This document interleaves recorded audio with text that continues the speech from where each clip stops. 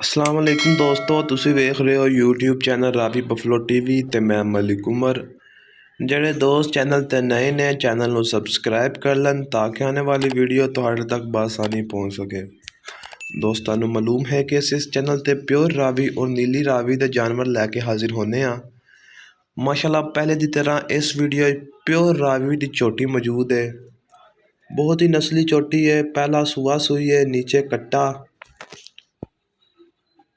Pure दरिया रावी की चोटी है, 4 दिन पहला सुई है। माशाल्लाह बहुत ही खूबसूरत थान लगा होया है।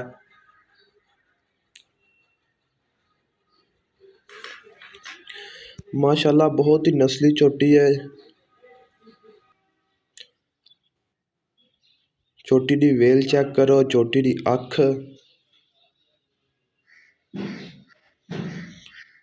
प्योर दरिया रावी की चोटी है। यह चोटी मलक डेयरी फार्म ते मौजूद है, सैयद वाला। ਜਿਹੜੇ ਦੋਸਤ ਲੈਣ ਦੇ ख्वाहिशमंद हों रब्ता कर सकते हैं 0309 19 99 787। चोटी मलक डेयरी फार्म ते मौजूद है। चोटी मुँह चू चोगी है, बिल्कुल कट्टी है।